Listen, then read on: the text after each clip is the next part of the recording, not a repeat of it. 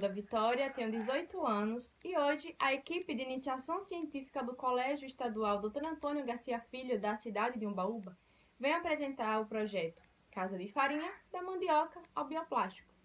E de onde veio a nossa vontade de estudar a mandioca? Bom, a mandioca movimenta muito a economia local e está presente na dieta diária dos moradores. E além de tudo, eu e meus amigos somos filhos de pequenos agricultores que plantam e cultivam a mandioca como fonte de renda e principalmente de subsistência. Meu nome é Gabriele, eu tenho 17 anos e já estou aqui no meu último ano aqui no colégio. E como minha amiga Nalanda acabou de falar, tendo visto todos esses pontos positivos, a nossa professora de Química, Darcilane, e a nossa professora de História, Andréia, decidiram nos levar para uma visita pedagógica lá no povoado Tauá, na plantação de mandioca do nosso professor de Matemática, Givanildo. E isso foi muito importante para nos aproximarmos cada vez mais do nosso projeto. Nós descobrimos as crenças que os mandiocultores têm, nós descobrimos a diferença entre mandioca brava e mandioca mansa, nós descobrimos até o que são manivas. Então, isso é muito importante para nos aproximar cada vez mais do nosso projeto. E nesse mesmo dia, nós também vamos conhecer a Casa de Farinha, também do nosso professor. E foi muito importante pra gente, porque nós vimos processos químicos que muitas vezes a gente só vê a teoria finalmente em prática. Por exemplo, quando a mandioca é colhida, ela é lavada e descascada.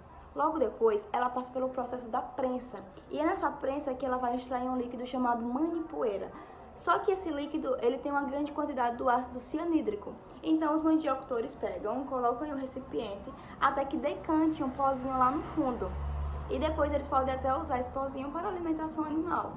Logo depois, ela é esfarelada, torrada e peneirada. E é na peneira que ela vai passar pela tambiçação, a qual vai separar os grãos mais grossos e mais finos, e depois já vai embalar já próprio para o consumo. Olá, meu nome é Adriel, sou aluno do Garcia Filho e, ainda na nossa visita de campo percebemos uma questão bem séria, que é o acúmulo das cascas da mandioca, que embora uma parte seja destinada ao consumo animal, geralmente os animais não conseguem dar conta de toda essa quantidade de cascas, e isso sem mencionar as próprias casas de farinha que não possuem animais aos seus arredores, fazendo com que o descarte seja simplesmente destinado a céu aberto. Isso vai ocasionar uma série de problemas, como a liberação do chorume, do gás metano, que em si já é um grande fator contribuinte para o aquecimento global, e também atrai animais vetores de doenças, como ratos, baratas e alguns mosquitos. Então, diante desse problema, fomos orientados pelas nossas professoras a procurar alguma solução para esse agravante ambiental. Então, pesquisando, buscando, achamos uma solução, que seria transformar o amido da mandioca, junto com essas cascas, em um plástico biodegradável. E vimos também que essa produção só é possível graças a dois processos químicos, que são a gelatinização e a retrogradação. Primeiro, com a gelatinização, o amido em água, ao ser aquecido, os seus grânulos irão se romper, liberando amilose e amilopectina, que irão se misturar na água, formando uma espécie de gel. Daí que vem o nome de gelatinização. Após isso, a mistura ela vai ser colocada em temperatura ambiente para resfriar. E nesse resfriamento é que ocorre a retrogradação, em que as partículas que ficaram totalmente dispersas por conta desse aquecimento irão se reorganizar, elas irão se reaproximar, porém isso faz com que o produto final acabe encolhendo pouco.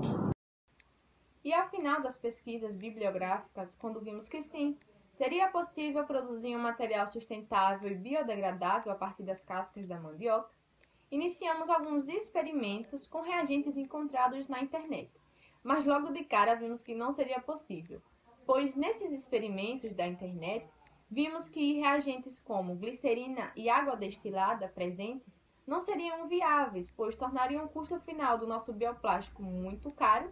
E além disso, nós não moramos na capital e não temos um laboratório equipado na nossa escola, então o acesso seria muito difícil. É daí que iniciamos a terceira etapa do nosso projeto, que é a produção do bioplástico com reagentes encontrados na nossa cidade, que tornam mais acessível e deixam o custo final muito mais baixo. E são apenas 3 reagentes: a água, o polvilho da mandioca e as cascas da mandioca.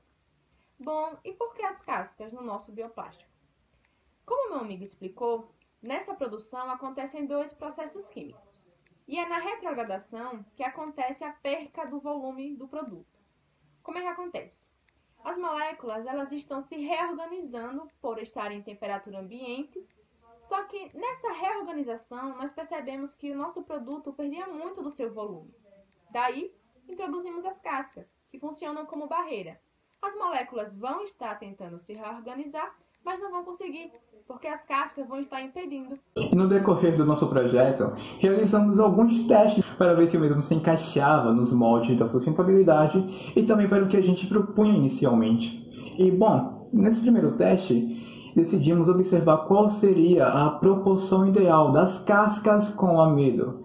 Porque observamos o seguinte: ao acrescentar cascas demais, o nosso recipiente acabaria rachando, e cascas de menos, ele ficaria muito pequeno. Então, realizamos 3 experimentos com 3 misturas diferentes. Vale lembrar que em cada mistura, sempre mantendo constante a mesma quantidade de amido, 200 gramas. Bom, na nossa primeira mistura, acrescentamos 25 gramas de cascas aos 200 gramas do amido. Na nossa segunda mistura, 50 gramas de cascas. E na nossa terceira e última mistura, acrescentamos 75 gramas das cascas da mandioca.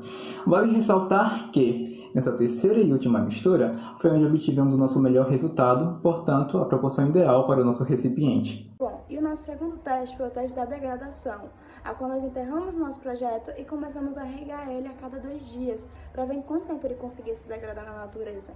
E por volta de 60 dias, já tinha menos de 12 gramas de massa, ou seja, ele atende sim à norma internacional da STM, que é a norma D6400.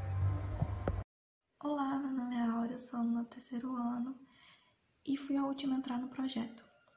Por conta da pandemia, muitos dos nossos testes foram impedidos de acontecerem porque dependíamos da ajuda de professores de universidades e faculdades, o que não aconteceu por conta do isolamento social. Fizemos adaptações aos testes, colocando mais a nossa realidade. Eu entrei para ajudar na execução desses novos ensaios adaptados para dar mais característica ao nosso material. Além de calcular a densidade, que antes não tínhamos essa preocupação de calcular, fizemos um ensaio de resistência ao impacto, com a ajuda da nossa professora, que mora em Aracaju, em um prédio, que nos ajudou jogando recipiente de vários andares diferentes para ver como eles se comportavam ao impacto. Fizemos também um ensaio de inspeção visual, que a partir do momento que ele sai do forno, a gente observa se vai ter rachaduras, o acabamento e como ele vai se comportar, se vai se modificar ao decorrer do tempo.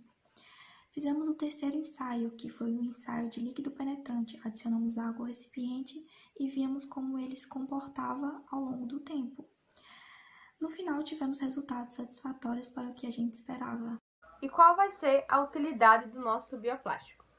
Em meio a todas as pesquisas e produção, nós encontramos um outro problema na nossa cidade, que é o descarte incorreto dos saquinhos pretos, as sementeiras, usados nas estufas de nossa cidade, que são descartados de forma incorreta, ao lado da rodovia, ao lado das próprias estufas em céu aberto, e demoram anos para se decompor, pois são de plástico comum.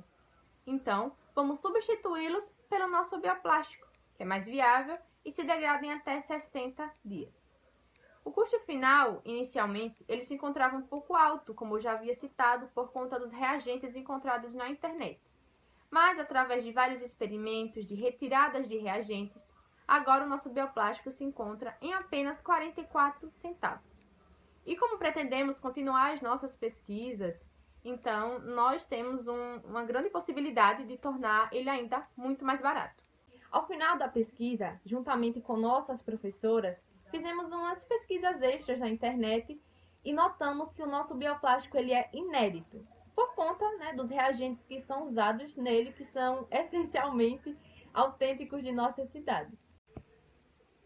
O nosso projeto ele tem uma característica socioambiental muito forte, pois nós conseguimos resolver os problemas das cascas da mandioca, que eram descartadas de forma incorreta na casa de farinha, transformando em um material biodegradável, resolvendo assim o problema do descarte incorreto também dos plásticos comuns, as sementeiras, que são descartadas nas estufas da cidade, visto que o plástico é um problema muito atual e que vem acarretando diversos problemas no nosso planeta. Por isso, um dos nossos próximos passos é procurar a Embrapa, para que a gente possa produzir em grande escala introduzir o nosso bioplástico nas estufas de nossa cidade. E não só pensando no nosso município, por que não resolver esses problemas em todo o estado? É por isso que nós temos um sonho de tornar as práticas agrícolas cada vez mais sustentáveis. Muito obrigado. Tchau.